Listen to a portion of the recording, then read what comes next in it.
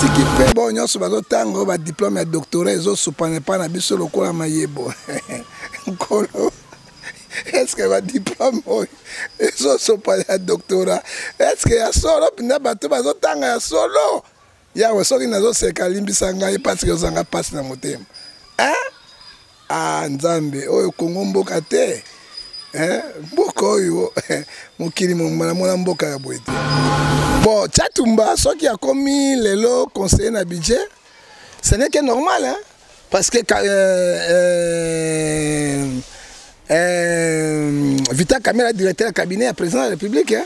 Bon, tant qu'on tient un conseil na budget, bon, et là, on se dit foot à l'ango, hein? Bon, on a le bâtiment parce que le pouvoir, c'est comme ça. Ceux qui ont du pouvoir, ils allaient le bâtiment, la place, là, alors on a récolté les médecins parce que Vital Kamerhe et Moutounaya tiennent la place. Bon, qu'est-ce qu'on pourrait dire maintenant? Le pays le plus corrompu du monde, hein? Les alliés Congo démocratique, dans l'Indien, on a RFI, hein? C'est Congo démocratique. Mais pays dans la corruption.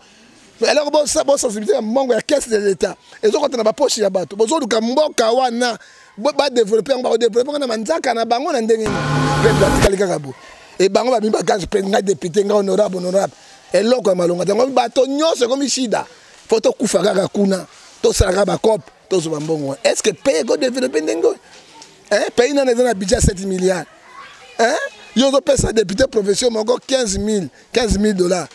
Le député national a habité. Ils ont un montant en Sikoy. Sikoy budget yango, salaire yango. Oye bo tcheli kaka bango. Sikoy ba PDG ba tiki la bino.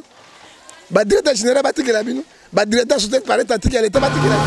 La voix de Tatiana lutte contre l'inversion de valeurs, l'intelligence au service de la nation. Na pesi bino nyonso mbote baiki ezwami bino kolanda émission na biso l'invité sur 3W plus Claire Télévision. Oyo tozali na esengo ya koyamba po na bino Prophète Ngefa yende azali invité na biso mokolo mwa lelo elongo na yende tokosombiti na makanisi na actualité maïke ma tondani penza na politique na République démocratique du Congo kasi boyebite kosala émission na Prophète Ngefa ya mbo to banda et to bandara yango toujours na losambo. Prophète Ngefa mbote na yo mbote mama Tatiana nzambe apambola yo olobi déjà avant to banda prière to bana losambo to osambela kolo tata na lola to pamboli yo to komisio vous allez mettre de temps les circonstances vous allez omnipotent omniscient omniprésent na tiki mboko Kongo na maboko na yo na passe na bisengo yo yebi na tiki pe bo nyonso bazo tango ba diplôme ya doctorat ezo supane pa na biso lokola mayebo nkolo. Est-ce que va diplôme ezo supane ya doctorat est-ce que ya solo pina bato bazo tanga ya solo yawe soki nazo seka limbisa ngai parce que ozanga passe na motema nzambe oyo kongo mboka te mboka oyo mokili mona mboka ya boye te kolo tika ete loboko na ezala kati na bato bazo tanga ya solo oboza diplôme ya gradué ya licencié pe ya doctorat ya solo opesa bango mayele ya solo bako oya mayele ya ngoto bobo oya ba Grèce oya ba mboka États-Unis Amérique oyo kolo bakende classe te kolo biso ndimi yango te tikati mawaneza la kati na biso pambolo ba Holanda biso pambolo bazana kati na malade tia loboko na yo bazana kati na voyage pambola pe bazako sunga biso na komona Yesu Masia amen amen.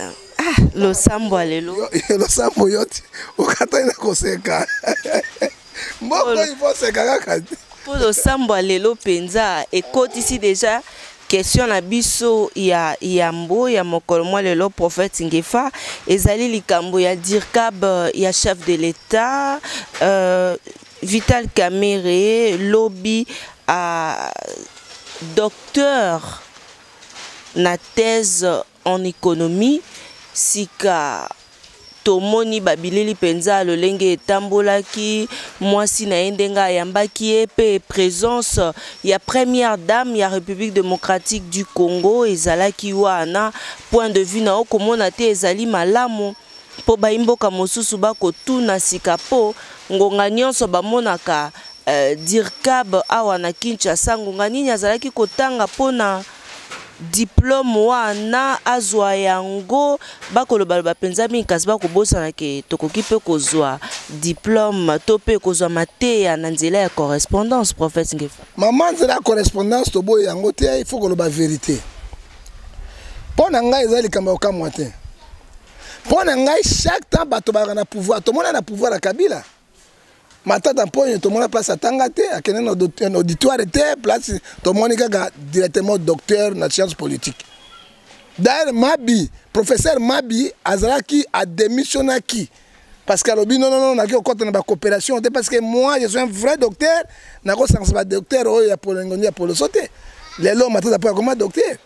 Hein, bango ba zwaka so ba komi na pouvoir. So il ba kote na pouvoir ba ba titre wana, mais qui trompe qui?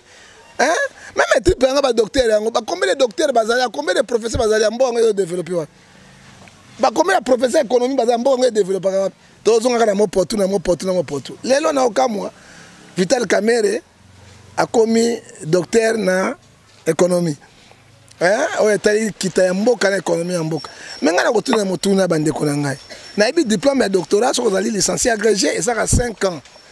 Hein, ozo préparer yango ou bien au côté appeler na classe ozo kende po vanda ba professeur bazo laksa yo mais kaka lobby ndeko ya commis directeur ya cabinet dans 7 mois hein pas même une année déjà commis peut directement professeur docteur hein thèse na économie alors to koloba pe boni alors ezali nde habitude mabe chaque temps bato ba kota na pouvoir ba commis na présidence ba commis na pouvoir parce que mbongo ya bango makambo tu ya bango pouvoir na bango bako sala ba corruption na ba professeur wana ya mikilito wa pito na Congo ba bimisi bango ba docteur. Il y a des docteurs comme oyo kaka un professeur lokola professeur Kalele.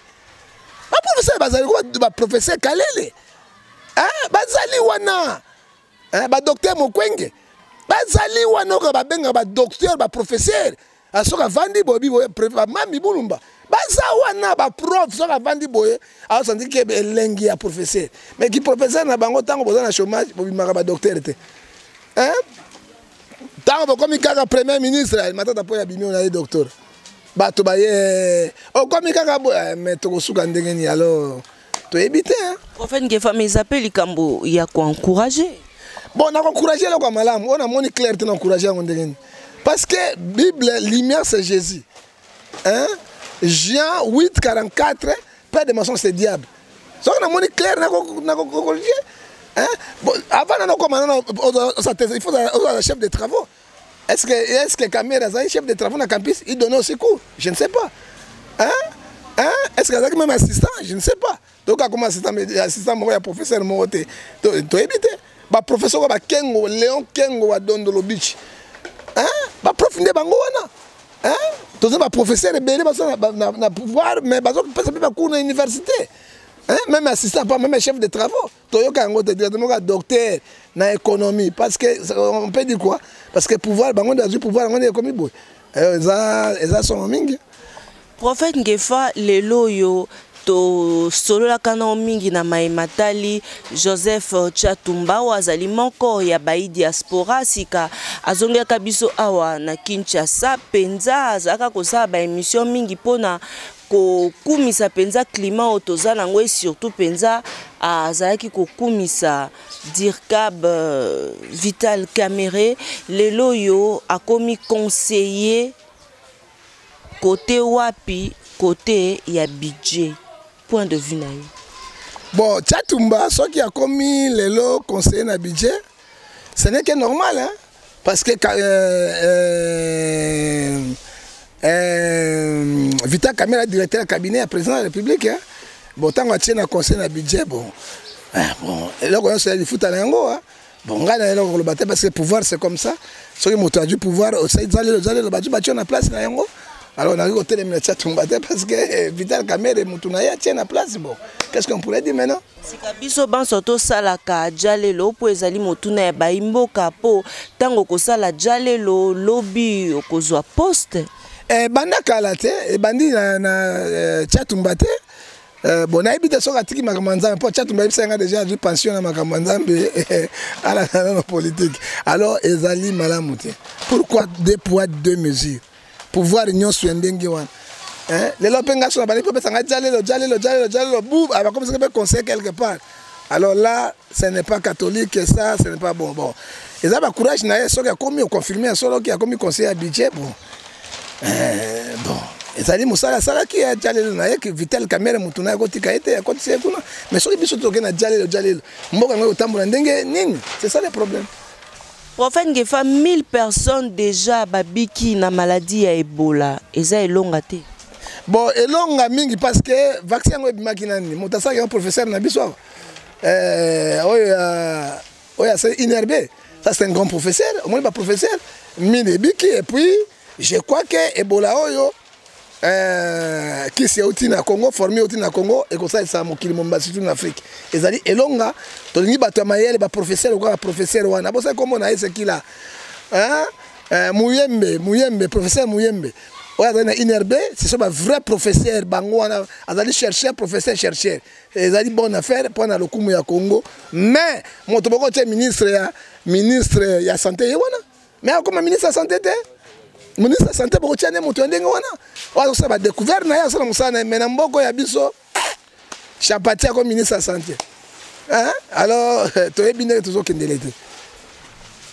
Lelo oyo prophète Ngefa ba ebisi biso te to lobela lisusu à faire 15 millions te parce que bazui déjà ba précaution na ngo bati totikela bayo basengeli te balobela likambo yango balandela yango penza na limemia manso biso ba imboka esenge na biso te tokanga minoko na biso na faire 15 millions pona yo eza logique mbongo ya trésor ya libenga ya l'état tope libenga ya république mosolo ebungi baloba na baimboka te bolobela yango lisusu te omoni na Congo ezalaka bongo mais à moi c'est 3-7 lobby Dieu ne fait rien sans tout faire répéter c'est qu'un serviteur nzambe azolakisa mabe na bango na mabunga na bango mais 15 millions mais Bochabe azwaki 32 millions na tango ya Kabila na courant oyo facteur na SN na Brasa porté disparu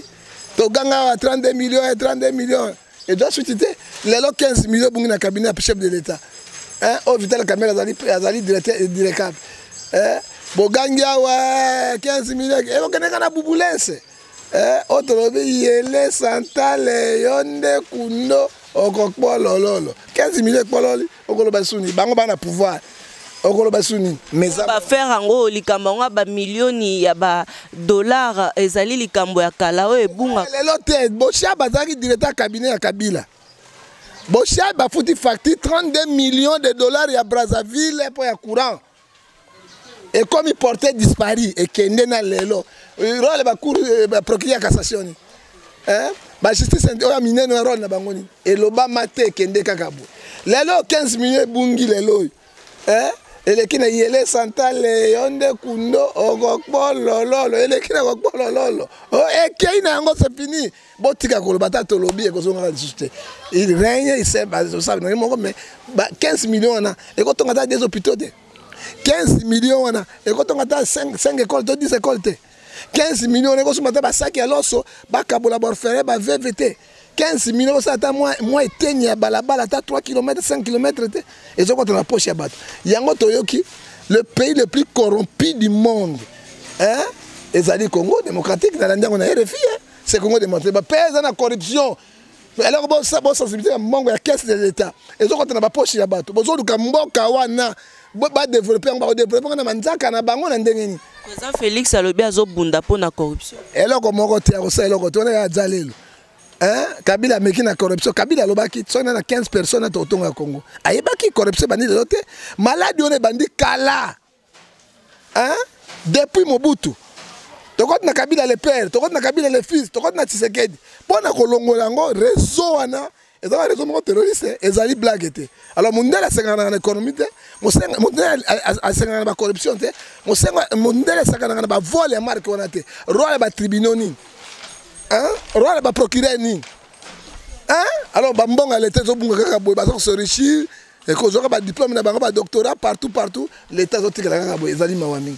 Prophète Ngefato aussi sa émission na biso na likambo matali budget na République démocratique du Congo likambo ya 7 milliards de dollars américains pour na yo 7 milliards wana parce que toyambaki bayi politique na émission na ngayo l'invité bayi ke balobi te likambo ya 15 milliards moto na moto apesi makanisi na na likambo ya 7 milliards de dollars sikapo na yo olobi nini. Gouverner c'est prévoir.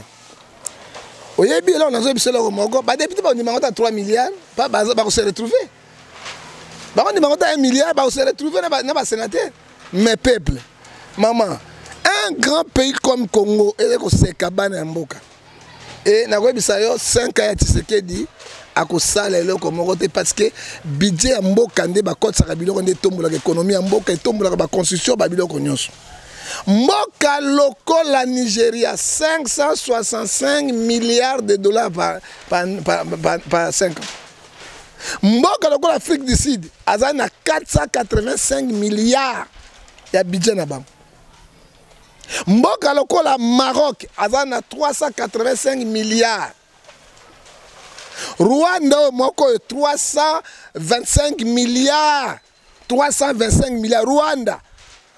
Ouazoka province ya Congo 325 milliards de nini. Ce qui est tout même Éthiopie, na Érythrée, même na mboko Kenya azana 225 000 milliards. Mais tel mboka lokola Congo, même budget ya ville ya Kinshasa 7 milliards za muke. Budget ya ville ya Kinshasa oyo kaka moko oyo. Hein? Et qu'on soit ba 25 ba 30 milliards. Pour ba bon ça mboko 30 milliards. Hein?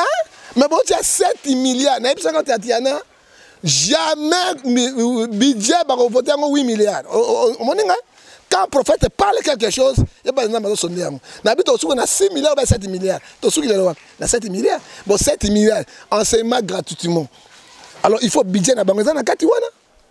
Bon, ça école, bon, ça hôpital, bon, foot babato, bon, ça augmentation de salaire. Mboka Congo est vierge, parce que des moutons, il y a des des chiens, des vaches, oui, ton diable. Hein? C'est quoi l'agriculture, c'est quoi beaucoup de mbongo yango wapi. Et ça a été Congo, ils ont continué toujours à souffrir. Oui, autorité budgétaire de la gouvernement, autorité budgétaire de la présidence, autorité budgétaire de la ministre, autorité, ce sont des députés. Des autorités budgétaires.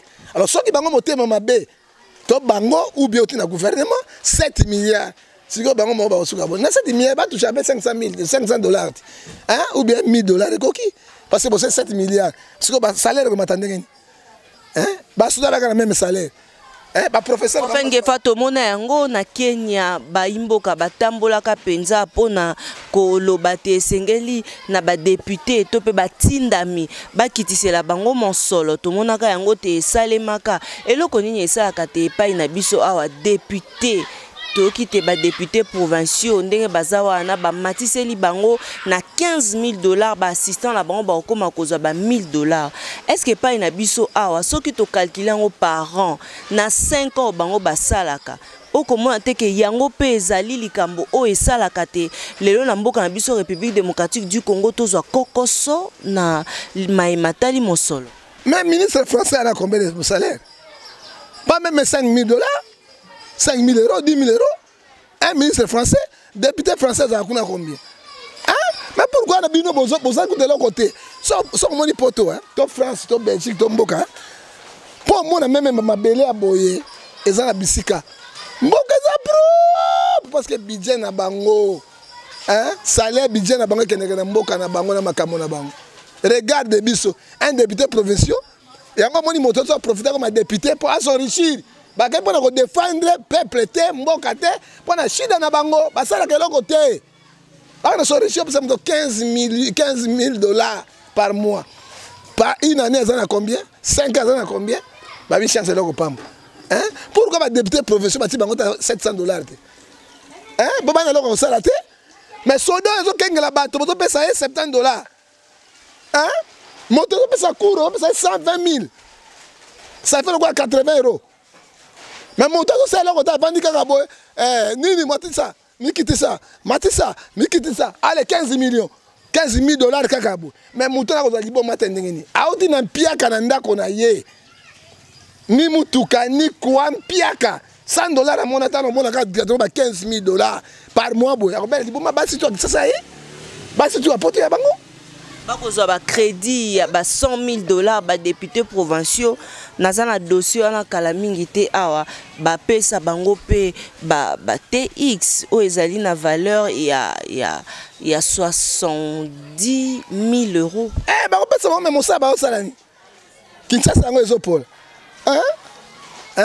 ba pesa mo TX wana yango mone ko makope na kope ba to bangi ba kotaka bisika wana pona BMC biloko et pays et peuple peuple boko saka bango peuple bambwana bino peuple yele santale yonde kundo ogokbolo lolo peuple atikali kakabo et bango ba bimba quand je prends nga député nga honorable et loko malonga tango bato nyose comme shida photo kufa kaka kuna to saka ba cop to zo bambongo est-ce que pays go développer ndengo pays na na budget 7 milliards yo zo pesa député profession moko 15 000 dollars.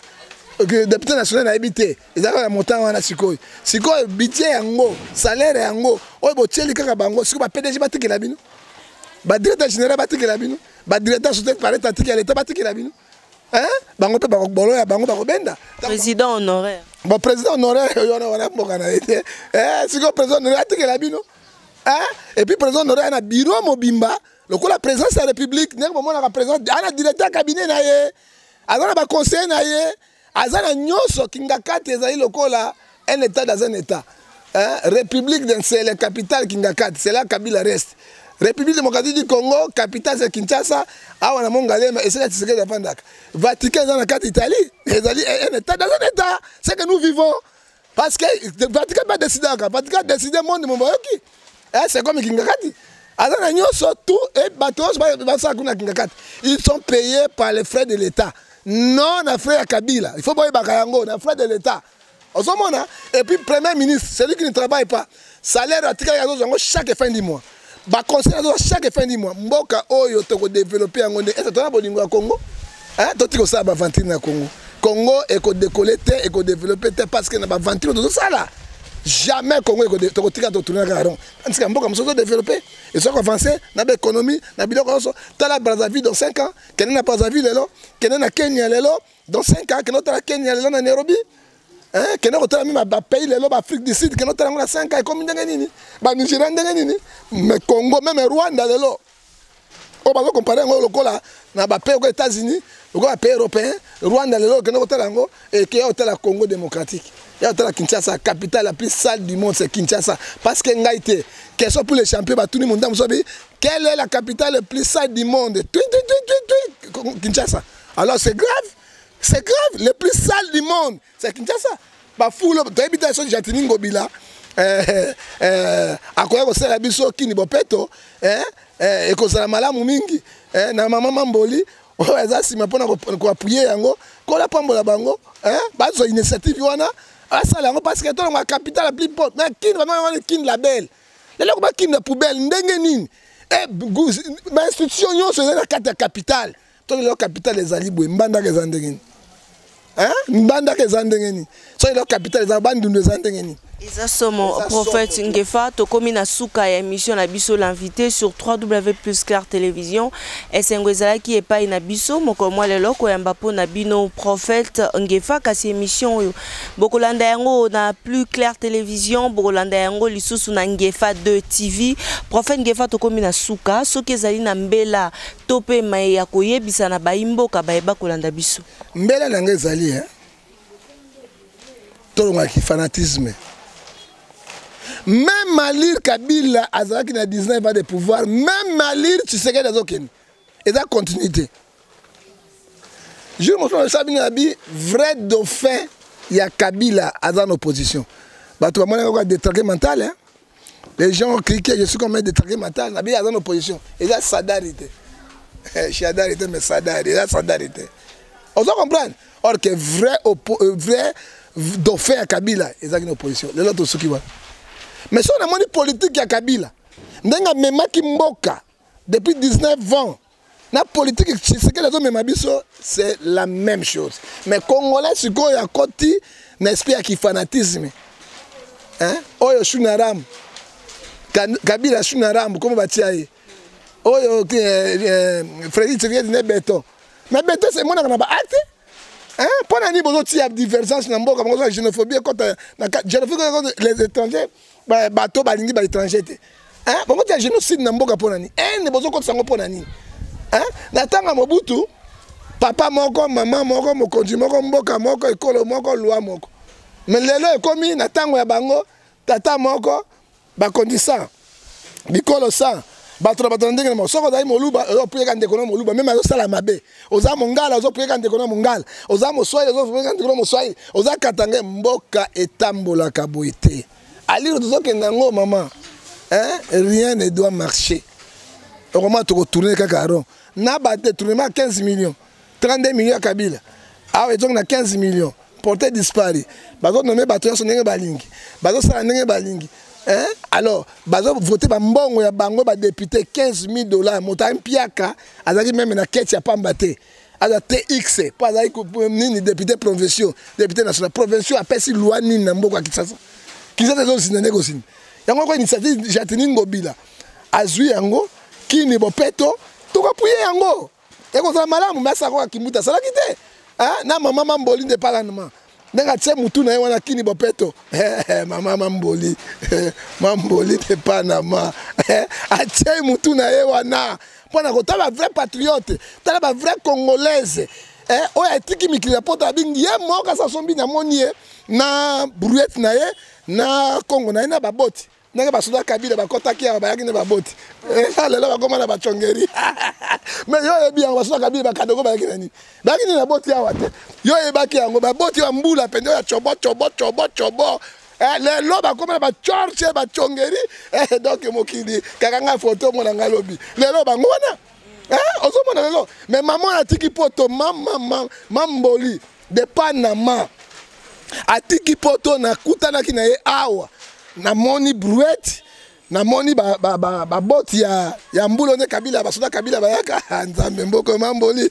ozola na kanzela wana yele santale yonde kundo okokpolo lolo na moni ba nina ye biloko na papa na lele house et puis na moni lisusu Eric Lele boss yo batika yo ye pasali kanenga bi mona ko luka babiloko banini poto sunga to bon samboka na biso malgré to na poto attends to changer ba nationalité mais nous sommes tous les Congolais d'origine congolais c'est ça bonne initiative on to pesa maboko pas gouvernement Jatini Ngobila asala yango na ba partenaire étranger na biso yo songa pe na osala pona liboso na sabe kini parce que mboka na nga na kolinga ngo ekozala malamu mingi pe kola kosunga biso.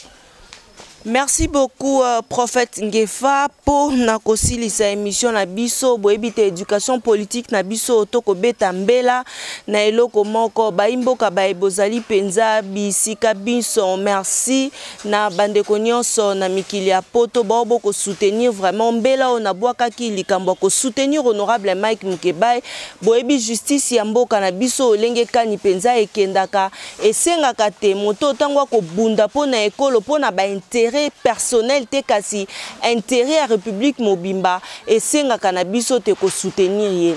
Merci na États-Unis, merci na France, merci na Allemagne, merci penza bozali bino banso baike baeboko tia loboko na libenga na bino pona ko sungo honorable Mike Mukebai numéro ya Tatiana ezali affiché na ba ya écran na yo obengi ekokoma epai na ye parce que nazalaka wana mikolo miso na prison centrale ya Makala awa toko sisa un prophète Ngefa inde toko kende kota l'honorable Mike Mukebai okolandanga na Ngeva TV 2 numéro ezali affiché obenge epai ya prophète Ngefa ekokoma epai ya Tatiana Osango balobaka motuna parce que tout ça mbela malamu kosa okufuna tango elanga oyeba bato balingio pona tango elanga mali lezali bato bazanga bandako so amoneka matanga ezali boye bango to bakoti na ndako mali les bato bazanga bandako mais na tango mvula mo ezali bazanga libanda est-ce que mbele opesi bazo pesa mbongo pona kosunga Mike baimboka penza basusu baeba kolandanga bakotinda bon voilà alors ngai pe na ngai kotala Mike na pesa ki bembela wana parce que biso ne ba lobeli lokola bazo tinda c'est bonne chose ngai pe na lobaki boye folo kotala Mike na kotala Mike maboko mibale te na salaki yango na mokia je l'ai fait na Frank Tongo na Sanedi Kapene na sali pe na bateau ebele ozaki na kata prison alors topesi mbela tango Mike amoni parce que Mike bolongo na député bolongo immunité bolongo na député salaire te nini te Mike atiki bana mwasi biloko nyonso alors soki boko sala ka geste papa asimbela biso kena ko servir Mike et ko koma na bopete peto kotala Mike so abi papa ngai pena na boloko awa mwasi na bana batikali kuna zwanda mwa misolo zongo sepa mwasi na bana et ko koma et ko zala malamu mais koloba ezo sale matin bon nous on ne sait pas to ebi makanisi na bango te parce que to ebi te tango biso to kena na prison to idaka bato même à part Mike Mukebai to idaka pe bato ba msuba sawa na to idaka bato mais likambo ya Mike akufeli mboka Mike akufeli ekolo to lingaka ndenge wana il faut lisungi tango ba otine pa no malamu ngala pesa ibembela na numéro na ngai soki po otine pa prophète John Ngefa yo ma parce ngala to kende kesika moko te yo zo na ngonga na yo ngapi na ngonga na yo zo na makambo na ngala makambo na ngapi na position na ngana na kotala pe bakonzi pendant les camps Mike même gouverneur ndenge nini mais général ozomona te nani boy conseil président on nani to lukato bimisaye et kozala malamu mingi et kosobo sali yango kozala bien mingi.